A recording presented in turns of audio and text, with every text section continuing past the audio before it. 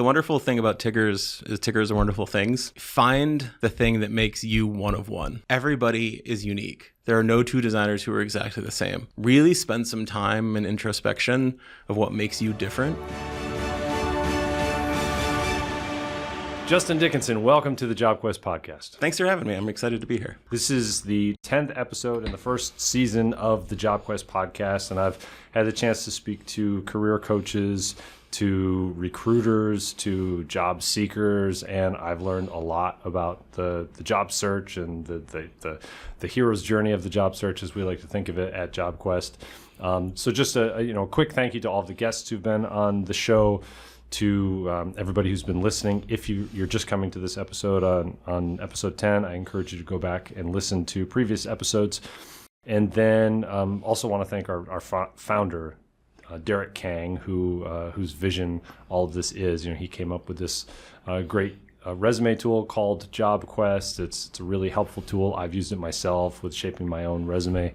And he wanted to hear what folks had to say who are actually on the job search and involved in the job search in various ways. And so that's the reason for this podcast. So it's been a privilege to host it, and I'm once again privileged to be speaking with you today. It's a privilege to be episode 10. Hopefully it's a grand finale. I hope so. Yeah, I think it will be. So let's jump in. So as I mentioned, JobQuest sees the job search as a hero's journey. You're literally on a quest to find the role of your life, or to build the career of your life, literally. And so why don't we just kick it off by you telling us a bit about your own career journey so far?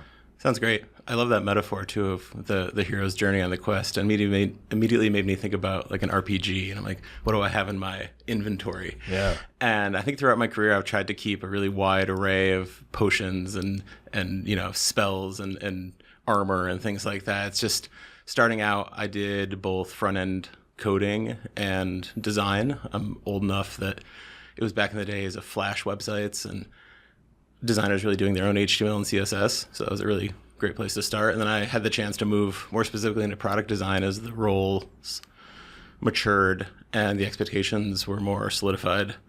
And then started doing management, which is where I really found my love and my place. It was really great to do the sort of player coach role of design manager and design contributor.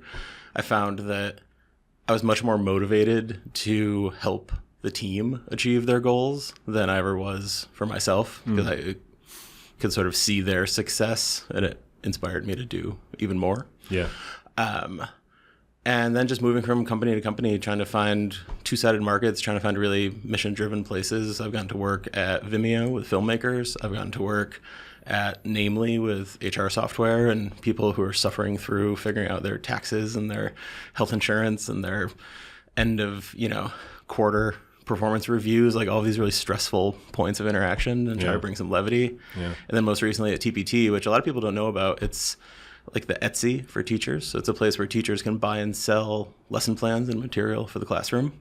And I came in there February 2020, where they were just starting to move to a more hybrid classroom, which timing couldn't have been more auspicious, unfortunately. Yeah. But that was really interesting because I helped them launch a new digital product that's kind of like Google Docs for teachers called Easel, and transform the company with a rebrand and a restructure. And it's been really fun to do all of that. And then took some time off to focus on other interests. I had felt sort of not burnt out, but a little bit, if we're using that metaphor, like I was just kind of grinding the quests, just out there like farming. And I was like, what's like a really passionate thing? Like what's something I'm passionate about that I could get back into? So that allowed me to write more and get back much more into meditation and sort of self-help type stuff that I'm really interested in before reapproaching the job search. And the job search has been tough, so I'm glad I had that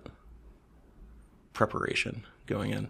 Yeah, for sure. Well, it sounds like it was a good, maybe needed reset. And I think a lot of people did something similar in that pandemic time, or in the past few years, right? I'm a big Marvel fan, and I think if I had to pick which of the Avengers I was, it would be Nick Fury. Or I'm always sort of like conviction in the vision, and then figuring out how to assemble the right team. Yeah. That's where I see myself. Plus, who doesn't want to be Samuel L. Jackson? Yeah, 100%. So I want to hear about your job search and what you've learned and lessons that you can share about that. But before we get into that, you mentioned being in leadership roles in the past. That involves hiring. Mm-hmm. So what did you learn about the job search from being on that hiring side of things? That was actually really fascinating. I once actually gave a talk at South by Southwest called Your Portfolio is Garbage. And it was trying to help designers understand how to present themselves better, because I was always really amazed at how I would go through a designer's whole portfolio and application, and at the end be like, I have no better understanding of who this person is than when I started. And I think that it's really common as a designer, we hear a lot about storytelling and telling your story, but this isn't a biopic about your entire career. Like, you have to put yourself in the role like you do with users. You put yourself in the user role. What is this person doing uploading a video? What is this person doing? It's 10 minutes before class and they need a quiz about geography. Put yourself in the hiring manager role. They're looking at dozens, if not, 100 candidates. And how do you stand out? How do you sort of tell your story in such a tight summary that the person doesn't get lost? And the way I always look at it is every job position had to get approved. So as a hiring manager, I always had to go to the CEO or the head of product or whatever and say, we need a person to do X, Y, Z. And as a designer, if you can figure out what you're really good at, and even if you can, through research in your application, what might that X, Y, Z be? Where is this company in their growth? What does the job description say? What can you read between the lines and figure out? If rather than presenting your entire life as a designer, you can say, here's how I can help you solve X, Y, Z, that will cut through so much of the other sort of noise and be a signal. And at the same time, I find this is true in general.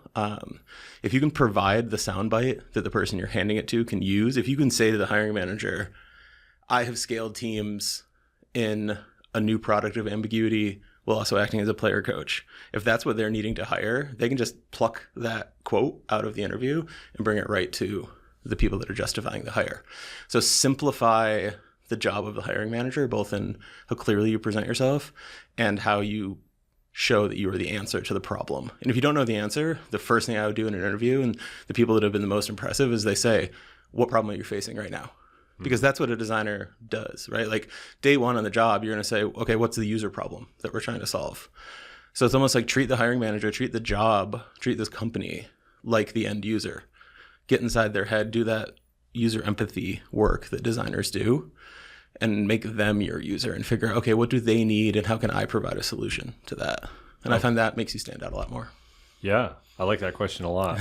What's the problem that you're facing right now? And then you're going to know what to focus on and what to hone in on. And I like that because advice that I hear a lot, and I think is very, very good, but doesn't necessarily fall into application, is specificity. Who are you as a designer? What is your specific experience? And I think that's really, really good. But if you compare that specificity with here's why that specificity solves your problem, and I don't think that might sound arrogant. I hope it doesn't, because as a hiring manager, it's tough to go into a brand new thing. You're so inundated with resumes and cover letters and portfolios, and you're looking at 15 pictures of whiteboards that someone uploaded, and you're like, I don't really understand the story you're telling. But if somebody comes in and is like, this is how I solve the problem, this is how I do it, that makes it easier for me as the hiring manager to be like, wow, this person really stands out. Yeah, and especially if it's tailored, and it's making me think of JobQuest as a tool that helps people tailor their resumes to particular jobs. Exactly. So that you're not just sending in your blanket resume. And there are a couple schools of thought. Some people say just have one good resume and just send that to every job. But JobQuest is designed to really help you tailor so that you can help somebody figure out why you're actually a good fit for the role just by looking at your resume. It sounds like you're saying with this idea of your portfolio is garbage. Is that the name? That was the name of the talk? Yeah. Like that's the kind of the idea is if it's just like this general, here's everything that I've done. If I'm looking to solve specific problems, it's very hard for me to figure out. I have to do a lot of work to figure out how that applies to my situation. And it's tough. And I mean, this goes into a little bit more obfuscation, but if you present this huge product, the one thing I'm thinking is like, well, what did you do? And what was the team? because you're coming into a situation that's not like a, like I'm trying to suss out the rock star or the egotist. It's just, you're going to be on a team. You're going to have other designers, you're going to have engineers, you're going to have PMs, you're going to have researchers, you're going to have, user research. Tell me how you worked across all of these interaction points, because that helps me picture you in the role. Like if I want to make an offer, I want to be able to say, I have a good sense of how this person's going to exist in the ecosystem that we have. But yeah, I think tools that help you customize your resume, especially, I think cover letters can be a great thing for that. I sort of hated cover letters early in my career because they felt so rote. And I was just like, oh, I'm excited about this opportunity. I would love the chance to design. But now I see that as, and if you can use a tool to help you, even better. Read through, try to suss out that, like, what's the problem? What are they trying to solve? Right. And then tailor your experience. Yeah. And now I'm speaking to you about how I can actually help Exactly. you. And I think the more specific, the better. Like a person is distracted. They're looking at a lot. It's a lot to ask them to read this 1,000-word case study. They're going to skim it. They're going to look at the pictures. They're going to try to scan for words they're looking for. It's like a newspaper. Like write the important stuff up at the top, and then they can stop reading at any point and cut off the rest. So you told me a bit about your experience on the hiring side of things. Let's talk about the other side of the coin. Yes. Tell me about how your job search has been going, just kind of what's been the story of that job search. It's been hard, I'll admit. It's a tough market, and I've been blessed in my career that almost all of my jobs have sort of, the next one shows up when the previous one is coming to an end, either through networking or through, I've had a lot of really great managers who go out of their way to help everybody on the team find a new job. I've worked for a lot of startups who closed down. So it's sort of a mass exodus. Mm-hmm. And that was the case. My first startup here was a personal finance startup. There was a joint effort with Dow Jones and IAC. And my manager there helped me find the Vimeo job, which was really amazing. And if you're a manager, do that if you can. But this one, I think it was the combo of, it was another like mass exodus from the company. They got acquired and a lot of people left. And I really wanted to take the opportunity to take a break. And I think coming back in, it was just enough time off that the job market changed. It got much tighter. It got much more, people were less likely to just hire and figure it out. They're really, really looking for that exact, not unicorn, but like the key for the lock that'll open whatever opportunity they need. Mm-hmm. So it's been tough. And I also think that with all of the new sort of screening systems, it can often feel like you're shouting into a void. You don't get a lot of feedback. You don't even know if the person at the company who you might be able to connect with sees you. There's AI screens, there's HR gates, there's all kinds of stuff. And one of the hardest things, I think, is when you spend a whole day applying to 1 million jobs and then just silence. And I think you start getting imposter syndrome. You're like, am I bad? Have my skills eroded? Like, am I doing something wrong? But you also just don't know. You're like, maybe nobody saw this. Maybe just the robots decided that today was not your day. So it's been a tough search. But I think the flip side of that goes almost back to what I was saying originally I think it's specificity. I think you can't get by, like you said, with just like one resume to rule them all. Like, Here's my resume, here's my generic cover letter to whom it may concern. You really have to cut out enough time to be thoughtful and understand your own skills as they apply to different jobs, and really try to look at each job application as to where are they in their growth cycle? What do they need? And as the sort of player coach, middle-sized company, I've often come in at a company when they're in a moment of growth. Others would come in around like 30 or 40 people and then leave at like 200. And you got to figure out where that company is and how to articulate yourself to them. And then just take whatever feedback you can. It was very humbling. I got feedback from a hiring manager when I, asked, what did you think of my portfolio? And they're like, oh, it seems like there's a lot of branding work. And that was crazy to me because I think only in my last job did I have like a significant amount of brand work.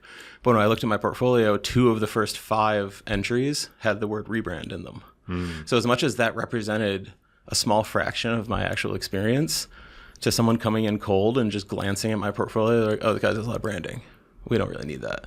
So I have to sort of rethink how, almost look at your portfolio like a hiring manager. What's the first thing you see? What are the words you see? What sort of keywords pop out? Yeah. And if you've been doing this for a long time, you have a big portfolio, and it's a lot to ask everybody to look at everything.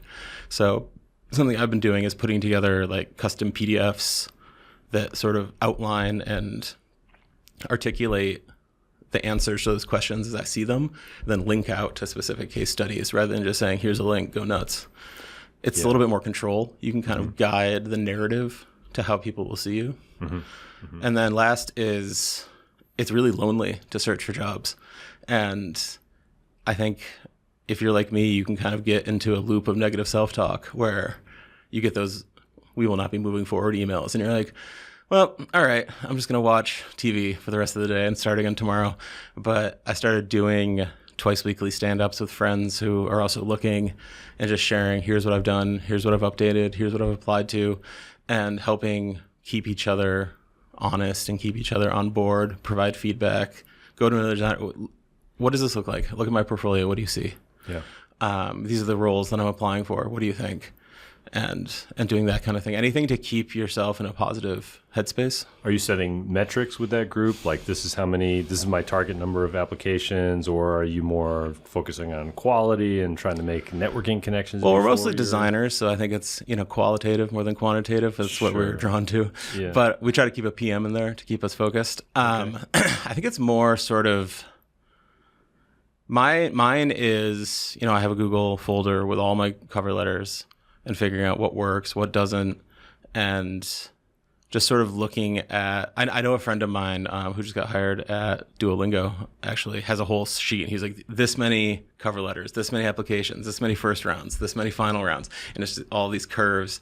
Yeah. And I was like, that would make me suicidal if I had to look at the data of my job search. Like, I respect you very much that you can do that. Right. But for me, it's more like, am I applying to the same stuff?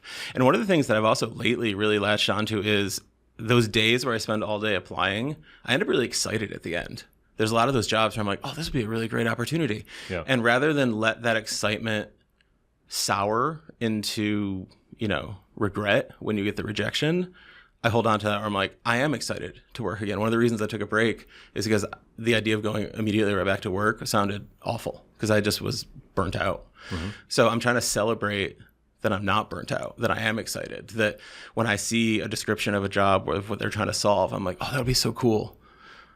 So that I'm trying to use and trying to impart upon friends as well. And I think it's also just, somebody gets to a last final round and then they ghost and you don't hear anything, and you want to be that person's shoulder to support and be like, hey man, It wasn't you. It's a lot of the same advice I give to friends who are on dating apps, which luckily that stage is behind me. But I'm like, you can't feel rejection because this person didn't know you.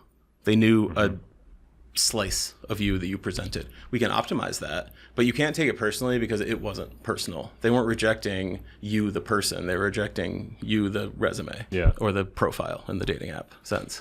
Yeah, and thinking about the hero's journey metaphor, there are peaks and there are valleys in all of these journeys, and if you're in one of these valleys, which is you're looking for this job, you're on this quest, you're trying to find your way out. It's the one thing we know from the hero's journey is it's not easy to make your way out. Otherwise, it wouldn't be worth it when you get to the end. But it sounds like you're having these moments of saying, I'm excited about the potential of this job, and I'm excited about this potential, and you're seeing possible roads out of that valley, which is encouraging. And it's something, you only need one of these to work. Right.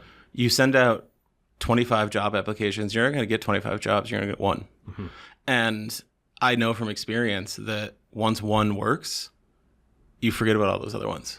Like, I couldn't tell you in previous moments of job search the jobs I applied to and didn't get. Maybe that's just selective memory, but you remember the one you get, and that's the one that you need. Can you characterize the job market now as opposed to maybe you've seen it in the past? I don't know what the single word would be, but I think for the first time, people are really, really zeroing in on finding the exact right fit, and that can be both a positive and a negative. One, as I said before, forces you as the job searcher to be really clear with what you bring to the table. Sometimes it seems like people are wanting a multifaceted approach. They need somebody who can design a mobile app, but also product packaging. They need somebody who can eventually grow a team, but the first 6 months just be an individual contributor. And I think because we're no longer in the stage of just we're going to hire 5 people in 6 months and figure it out. And I think that has just forced everyone to be much more cautious in their design, which means I think as a job seeker, you have to dial in even more closely to what I described before, like what is the problem they're trying to solve. That's become much more of a needle to thread of both discovering that problem and proving that you can do it. I think in a time like this, it's really hard to move into a new area because people always want to see experience. So let's say you've always really been interested in user research, but you've never done it. That would be hard to be like, I can offer user research, because they want to say, well, show us where you've done it already. Mm-hmm. It's sort of that always that thing of it's hard to start something new because you need experience, but to get experience, you need to have done it. It's almost like a catch-22. Yeah. So I think it's on the job searcher to be really good at articulating specificity. Like think about the weird stuff you've done at jobs that maybe you didn't even realize you did. Did you do a lot of copywriting, microcopy? That's something I used to run copywriting workshops with my team because that was one more thing they could offer. And if you can say, hey, you can hire me as a designer, and I also have experience A/B testing microcopy across the product to show like conversion improvement, that's something that's going to be another piece of data that hiring manager can go to and say, look, we can save money not hiring a copywriter or not having to outsource this copywriting because this person can do it. Mm-hmm. So define your expertise in little corners you might not have noticed, and then just patience, because I think everybody's trying to hire the exact right person because they can't afford attrition. Yeah, but you get the sense that people are hiring now. It's not a frozen market, maybe not as it's hard. I don't know, because at the same time I've been looking for so long and I'll see a lot of the same jobs get reposted. So I don't know if I don't know where companies budgets are. I don't know if things get paused. I would say maybe 1/3 of the rejection letters I get are we're not going to move forward. It's we are no longer hiring for this position. I often wonder, I feel like 1/3, wow. Yeah. There's probably a German word for this, but when you get that sense that you're the third person they interviewed just so they could say they interviewed 3, but they were always going to hire internally, or they were always going to hire the first person. Yeah. That's a crappy feeling. Yeah. But I do think that companies are more timid than I'd ever seen them before. I used to, write these quarterly plans for headcount, and it was always a slog, but you usually got some of what you needed, and you saw this growth. But I think growth's tougher now, and I think there's you need a lot more justification for hiring somebody than you once did. I don't know if it's a response to the current job market or not, or maybe it's just people are looking in different directions, following their interests. Whatever the case may be, it seems like a lot of folks are going in the direction of entrepreneurship, of consulting, of fractional leadership. Is that something you've explored or have an interest in? It's something I'm starting to explore. I'm really fascinated by its potential. Being, again, on the flip side, I've worked at places where we've hired temporary leadership or fractional leadership, especially for something that's a time-boxed project. So if you're going through a corporate rebrand, that doesn't need to be a full-time hire. If you're going through the launch of a new product and you need a really specific kind of engineer, that doesn't necessarily need to be a full-time hire. I actually think it's smart economically to consider a short-term fractional type thing because you don't always need the full-time. And that being said, I have also seen that there's a lot of places that in the design side are really going from that 0 to 1 moment between we've always worked with contractors, maybe overseas, maybe they weren't really thought partners, they're more executors. The metaphor I always use is sort of like if you go to a diner and order a grilled cheese, you have a really clear idea in mind of what that grilled cheese is and you just need somebody to make it for you. But if you go to like a Michelin star restaurant, you're sort of putting yourself in the hands of the chef and you're willing to see their vision as it goes for food. So when you're going from one to the other, I think a lot of companies, it's hard to know how to do that. If you're a business founder or you're a product founder, maybe you've not really worked with designers. Is there an opportunity to bring someone in that almost holds your hand in how to build a design team? what kind of designer do you need to hire full time? How do you work with them? What's the process like? I've seen designers flame out at places or burn out at places because the PMs and the engineers don't really know they don't know what to ask for, or they don't know how to best interact with design. They don't know how to partner with design as design thinking. It's kind of almost goes to like a service design idea, but how do you integrate design into an org that didn't always have design from the beginning? I think that's one fractional option. So it's something I would love to pursue. I think also at this stage in my career, I think it would be really exciting to spend 6, 8, 12 months on something and then move on. That didn't used to appeal to me, I think, because I started in agencies and you just never saw the iteration and the user value. But that was more, you work on something for 6 weeks, launch it, and never look at it again. If you could work on something that you see some iteration and I almost think of it as like getting to a small town or something like that, and like getting the plumbing set up, getting electricity set up, getting everybody like up and running, and then you're like, okay, I can move to the next. Yeah. And I would love to do that. The problem, I think, is, like I said before, it's hard to get a job doing something you haven't done yet. So even small things like, how do you market yourself as a fractional design leader? How do you can't really respond to a job application and be like, actually, I think you shouldn't hire me full time. You should actually do this other thing. Yeah. How do you price it? How do you what are the materials you use? Like all that sort of day-to-day stuff. And I'm sure this is stuff you can figure out. And I think this is where it's nice, where you need mentorship. Like find someone who's done this and say, how did you get started? What are your invoice systems like? What are your price models? How do you pitch yourself? Yeah. I think getting over that first hump of, I've never done this before. How do I do it? How do I show expertise? Is a hard part in getting started in that. But it's something that I'm sort of looking through and approaching now, because I think there's a lot of opportunity there in the current job market.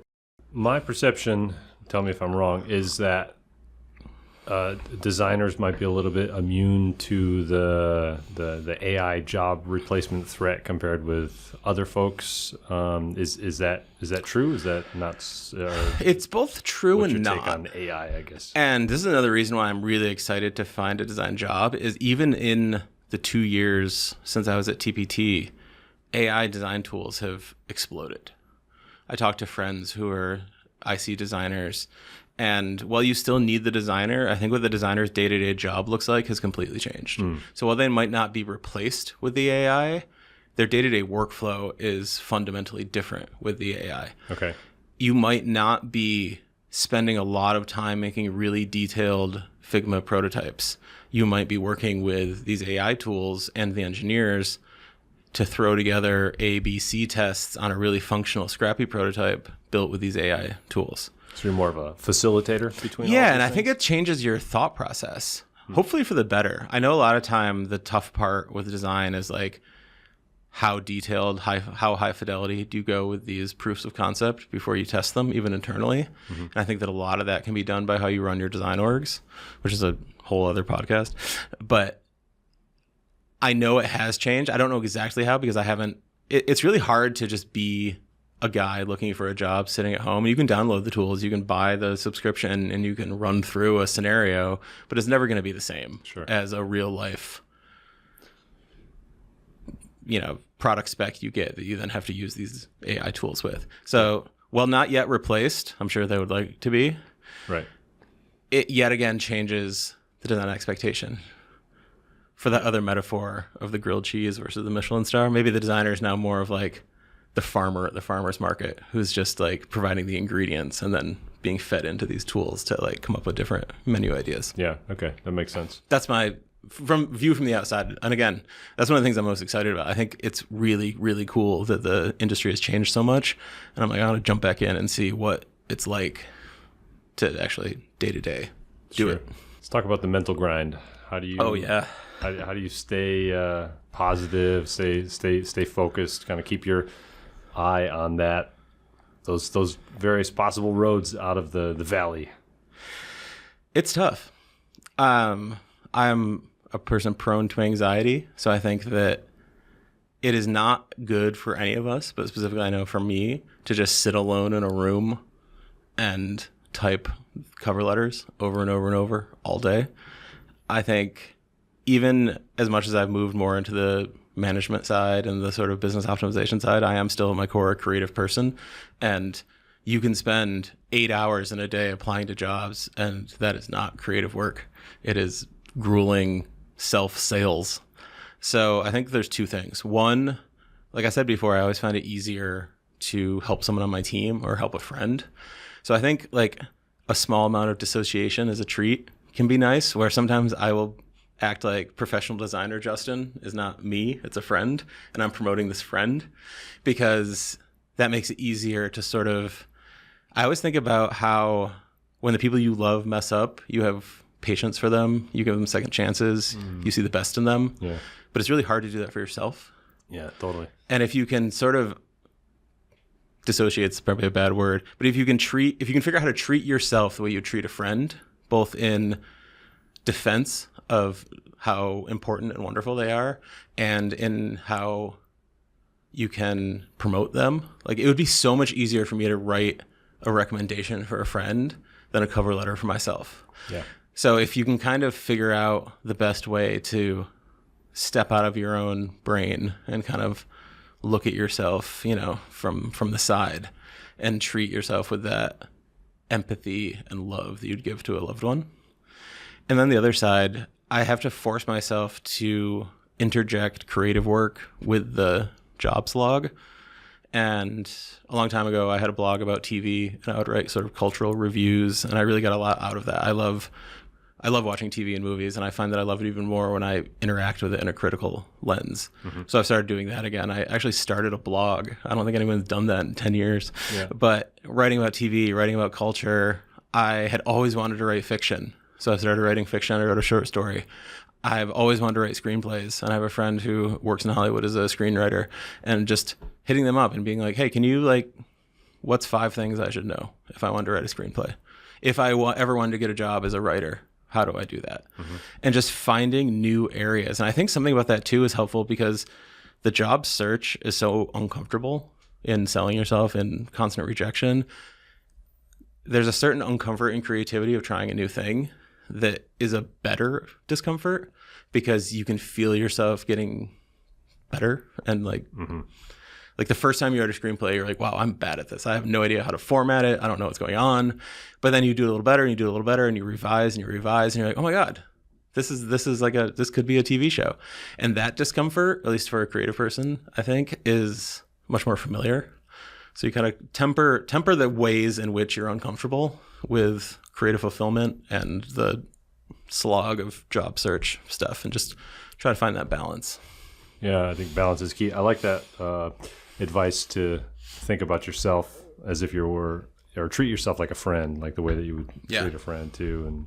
And that seems like a great strategy to not, like you said, take it so personally, because each one of these rejections feels personal. But like you said, you don't even know if it's the AI tracking system that has rejected you, or if they had an internal candidate all along, or you have no idea. And like you said, they don't know the whole picture of you anyway. They've only seen this little slice. And I think, there's a metaphor I heard once of life is not just a series of like stepping stones. You should sort of take time to fall in love with the shape of the stone that you're stepping on. And I really liked that. So I try to, if I'm like, I have to write another case study on, something. But maybe in the last interview, they asked me a question about, player coach design leadership. I don't directly address that when I write a case study. I'm like, okay, well, you like writing. Let's figure out how to do it. One of the case studies I had the most fun writing recently was about service design. And it let me research all these white papers from IDEA and all these different things. And really, it was one of those where do I really understand service design? Like, I know what it is, but I've never taken the time to research it. Yeah. So there's an academic aspect if that's what you like.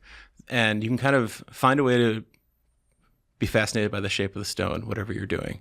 Optimize the writing in your portfolio. Optimize the different facet that you're presenting yourself in. Dig through your job experience and be like, oh, I did do that. I totally forgot that I spent a whole time training a bunch of designers on how to write basic CSS. Or, relive the happy memories of the time you launched that design system. And just try to find joy and try to find, hopefully the things we make, the process is as enjoyable as the outcome. And trying to find that joy in the process has been helpful. It sounds, I'm not sure exactly why, but that's sounding very Marcus Aurelius to me. Very I like that. I'll take it. Yeah. Awesome. Well, this has been a great conversation. Before we wrap up, though, do you have a top tip that you would offer to job seekers now? Absolutely. I think the wonderful thing about Tiggers is Tiggers are wonderful things. And find the thing that makes you one of one. Everybody is unique. There are no two designers who are exactly the same. Don't try to chase what you think. Don't like, oh, I saw this one designer, I want to look just like them. Or, oh, I saw this portfolio, I want to copy it. Really spend some time in introspection of what makes you different. That could be your cultural background. That could be your academic background. It could be your specific set of jobs. And what I try to do is anytime you think there's I can't, like a good friend of mine, he's always like, oh, I can't get a job because I don't have any visual design experience. I'm like, every time you say that, I want you to stop and tell yourself one thing you do have. And it has to be different every time. Maybe you don't have visual design experience. Just start doing visual design. That's one of the easiest things to learn. But the reason I hired you is because you were the first portfolio I ever saw that had basically a podcast. There was a play button on every case study where you talked through the experience. That was the coolest thing I'd ever seen. And you were so articulate about the challenges you faced.